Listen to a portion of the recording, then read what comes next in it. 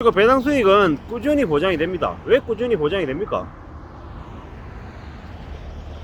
계속 가지고 있기만 하면 배당금이 나오니까요. 나왔다 안 나왔다 이러진 않는다라는 거죠. 적어도 다른 일반 주식에 비해서는 말이죠. 그러면 우리가 어떤 주식을 사야 되겠습니까? KTNG 같은 주식을 사는 게 훨씬 더 좋죠. 그런데 사람들은 그렇게 하지 않습니다. 왜 그렇게 하지 않습니까? 지루하니까, 재미없으니까. 샀는데 오르는 재미도 없고 매일 볼 때마다 똑같으니까 그냥 지루해 하는 거죠. 근데 우리가 뭔가를 이뤄내는 데는 다이나믹하고 화려하고 아주 이렇게 변화무쌍한 것보다는 지루하고 재미없고 뻔해 보이는 이런 데서 실질적인 알짜가 나온다라는 거죠. 소문난 잔치에 먹을 거 없다 그랬습니다. 잔치에 사람들이 몰리면 사람들이 몰리기 때문에 우리가 먹을 게 잘 없죠. 근데 실제로 잘 먹는 사람들은 어떤 사람들입니까? 조용히 혼자서 티나지 않게 먹는 사람들이 잘 먹습니다.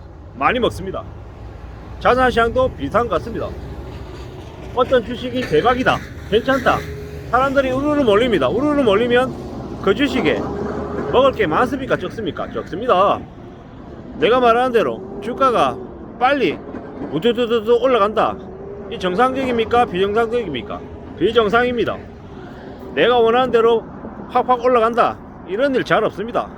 그렇게 올라간다라는 건 거의 뭐라고 보면 맞습니까? 가짜다.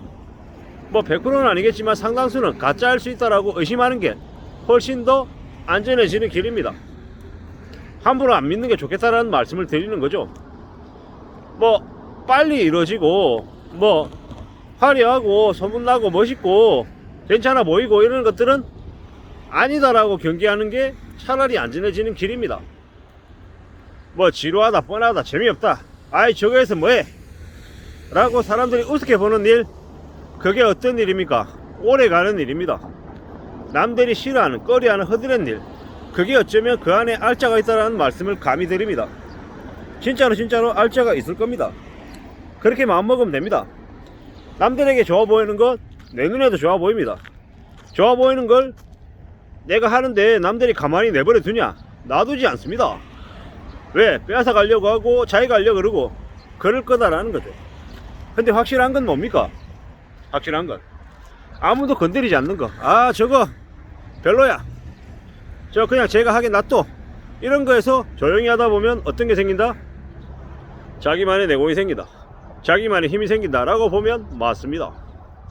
우리가 살면서 화려하고 그럴싸하고 멋있는 거 보지 말고 우직하게 꾸준히 지루하게 뭔가를 하는 걸 추구하는 게 좋겠다라는 말씀을 드립니다. 주식 투자를 한다, 그렇게 생각하고 하십시오. KTNG나 아니면 뭐 다른 이제 고배당 우량주들 있잖아요. 저 주식은 주가 변동도 없고 뭐 그 배당은 나오는 것 같은데 참 재미없다, 이런 것들 재미없고 지루하게 투자하는 그런 주식들에 눈여겨보는 게 제일 좋을 것 같습니다. 부동산은 어떠냐? 내가 원하는 자산, 평생 살 부동산 사서 팔지 않는다라는 마음으로 가지려고 애쓰는 게 제일 좋습니다.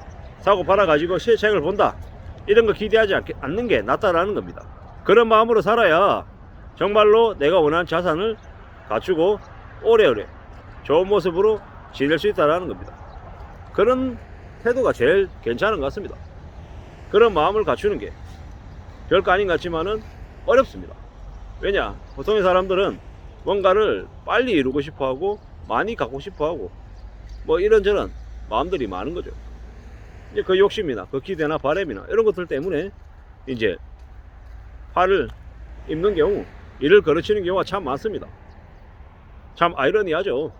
내가 더 많이 가지려고 애쓰고 더 갖고 싶어 하고 발버둥 치면 칠수록 어떻게 된다? 가질 수 없게 된다, 잃어버린다, 이런 얘기입니다. 뭐 저도 뭐 인생을 별로 안 살아봐 가지고 아직 모르는 게 많고 한심한 것도 많고 자충우돌 넘어지고 남에게 뒤통수 맞고 바보일을 겪는 경우도 참 많습니다. 근데 두고 보자고요. 멀리 내다보고 시간을 가지고 남에게 흐르는 시간보다 나에게 흐르는 시간이 좀 더 더디게 간다 해도 괜찮다, 남들보다 많이 늦어도 괜찮다, 이런 마음으로 지내면, 아니 그러면 괜찮아지는 날이 언젠가는 온다라는 거죠. 남들보다 한참 늦어도 그 영역에서 그 시장에서 움직이고 있으면 뭐 언젠가는 빚을 볼 날이 오지 않겠냐, 뭐 안 오면 안 오는 대로 살아도 괜찮지 않겠냐 라는 이제 얘기를 해봅니다. 주식이나 부동산이나 뭐 여러가지 자산시장에서는 한번 삐끗하면 가지고 있는 걸 다 날립니다. 노동시장에서 내가 뭔가 일을 시도했다가 뜻대로 안 되면 어떻게 됩니까? 혼나면 되고, 데미지를 입고 나면 다시 회복할 수 있는 시간이 다시 주어집니다. 기회가. 근데 자산시장에서는 뭐 하나 잘못 삐끗하면 어떻게 됩니까? 복구하는데 10년, 20년, 30년 걸릴 수도 있고, 아니면 아예 복구할 시간이 주어지지 않을 수도 있습니다. 정신 바짝 차리고 살아야 된다는 말씀을 드리고 싶은 겁니다. 참 무서운 게 IMF 때 무너졌다가 아직도 그 빚을 못 갚아서 허우적거리면서 보이지 않는 곳에서 투명인간으로 사는 이들이 여전히 많습니다. IMF 언제적 얘기인데 지금 하냐 이렇게 얘기하지만, 지금도 그 충격이 지금 현재 현실로 겪고 있는 이들이 적지 않다라는 겁니다. 리만 때요 마찬가지입니다. 제가 아는 지인도 리만 때 무리하게 집을 가졌다가, 내다 제를 가졌다가 그로 인한 피해, 그로 인한 빚을 지금도 갖고 있습니다. 그분은 다행히 늦은 나이에 회사에 다시 들어갈 수 있어서 그 회사에서 지금 미친듯이 일합니다. 출근, 퇴근 시간 없습니다. 주말도 없고요. 그렇게 미친듯이 일해서 빚을 갚는데 시간을 쓰고 있습니다. 참 무서운 얘기죠. 저는 지난 4년 동안 참 힘겹게 살았습니다. 왜 힘겨웠냐? 경제적으로 추락했고 또 여러가지 이유로 어려움을 겪었는데, 거기서 벗어나는데 시간이 금방 안 되더라고요. 지금 대략 23년, 현재가 한 4년째입니다. 내년이 되면 한 5년째가 될 것 같고요. 스스로 생각합니다. 2024년 지날 때쯤 되면 제가 힘들었다라고 하는 그 터널의 시기를 빠져나오는 기간이지 않을까라는 생각을 하는 거죠. 너무 많이 두드려 맞고 뒤처지고 조롱당하고 병신 소리 듣고 한심하다는 소리 듣고 비아냥거림을 받아든 것 같습니다. 왜겠습니까?